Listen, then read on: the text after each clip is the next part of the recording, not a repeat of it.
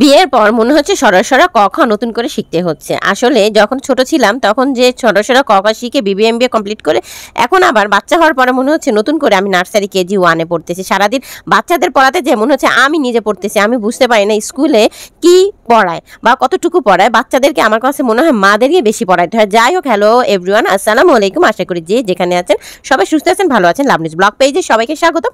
লাভনিজ cooking world YouTube চ্যানেলেও সবাইকে স্বাগতম। আজকে স্পেশাল একটি দিনের জন্য স্পেশাল রান্না করেছিলাম। আমার হাজব্যান্ডের বার্থডে, সবাই দোয়া করেন আল্লাহ যেন ওকে নেক হায়াত দান করে, পৃথিবীর সমস্ত স্বামীকে নেক হায়াত দান করে সুস্থভাবে বাঁচিয়ে রাখে। আসলে আমরা যত যাই বলি না কেন, যত রাগ করি না কেন, স্বামী কিন্তু আসলে অমূল্য সম্পদ, যেটা কোনো কিছুর দাম দেওয়া সম্ভব না। যাই হোক, আমি যেভাবে রান্না করেছি খুব সহজ ওয়েতে রান্না করেছি। আমি প্রথমে মাংসটাকে ধুয়ে একটি সাইডে রেখেছিলাম, তারপর পেঁয়াজ বেরেস্তা করে রেখেছি। তারপর এর ভিতরে আমি এক্সট্রা মশলা ইউজ করেছি। আদা পেস্ট 2 চামচ, রসুন পেস্ট 2 চামচ, আর হচ্ছে যে পেঁয়াজ পেস্ট 2 চামচ, লবণ দিয়েছি পরিমাণ মতো, আর দিয়ে দিচ্ছি বিরিয়ানির মশলা 1 প্যাকেট পরিমাণে। যেহেতু এখানে 1.5 কেজি পরিমাণে গরুর মাংস নিয়েছি, তার জন্য আমি 1 প্যাকেট বিরিয়ানি মশলার সাথে আরও এক্সট্রা মশলা ইউজ করেছি।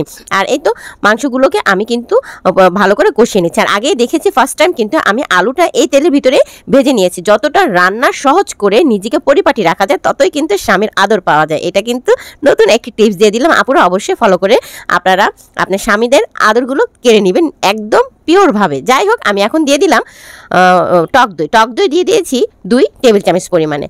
এরপর একটু ভালো করে কষিয়ে নিচ্ছি মাংসটাকে।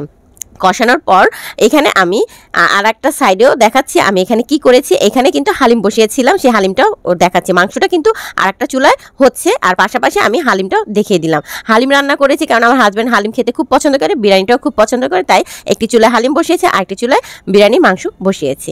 যাই হোক, হালিমটাও অর্ধেক প্রায় হয়ে যাবে। আর এখন একটু হালকা চিনি দিয়ে দিচ্ছি এখনই, কারণ এর ভিতরে চিনিটা দিয়ে দিচ্ছি কারণ মাংসটা ভালো মতো মোটামুটি সিদ্ধ হয়েছে। এখন আমি দিয়ে দিচ্ছি পরিমাণ মতো পানি। আমি যেহেতু এখানে চাল নিয়েছি 2.5 কাপ, আমি পানি দিচ্ছি এখানে 5 কাপ। পানির সাথে কিন্তু আমি আজকে কোনো লিকুইড মিল্ক মিশাইনি, জাস্ট পানি দিয়ে দিচ্ছি। আপনারা সবাই কম বেশি ভালোই বিরিয়ানি রান্না করতে পারেন, কিন্তু আমি যেভাবে রান্না করছি খুব সহজ হয়েছে। পানিটা যখনই বলক হয়ে আসছে ঠিক সেই পর্যায়ে আগে থেকে ঝরিয়ে রাখা, মানে পরিষ্কার করে ধুয়ে ঝরিয়ে রেখেছিলাম 2.5 পট চাল, সেটা দিয়ে দিচ্ছি। দেওয়ার পর এখানে আলু দিয়ে দিচ্ছি। আমি এখানে আলুটাও খুব কম দিয়েছি, চালটাও কম দিয়েছি, কারণ সে একটু মাংসটা বেশি পছন্দ করে, চালের পরিমাণটা কম থাকাটা পছন্দ করে, তাই ওভাবে দিচ্ছি। কিশমিশ দিয়ে দিলাম, কাঁচামরিচ দিয়ে দিলাম। এখন প্রায় হয়ে আসছে, এই পর্যায়ে আমি এখন দমে দিয়ে দিচ্ছি। এই তো দমে বসিয়ে একটা ঢাকনা দিয়ে একদম এয়ার লক করে দিব। এই লকগুলো আমি ক্লিপ দিয়ে করছি, আপনারা যেভাবে পারেন করে নেবেন। যাই হোক, যেটা বলছিলাম আপুরা, স্বামীর কাছ থেকে ভালোবাসা আদায় করে নিতে হলে অবশ্যই নিজেকে কিন্তু পরিপাটি করে রাখতে হবে। সাথে স্বামী যেমনই হোক দেখতে, সেটা ইম্পর্টেন্ট না, স্বামীটা বেঁচে থাকাটা অনেক ইম্পর্টেন্ট আমি পার্সোনালি মনে করি। স্বামী মানুষের মেয়েদের লাইফে আমি মানে যেটা পার্সোনালি মনে করি যে একটা বটগাছের ছায়ার মতো।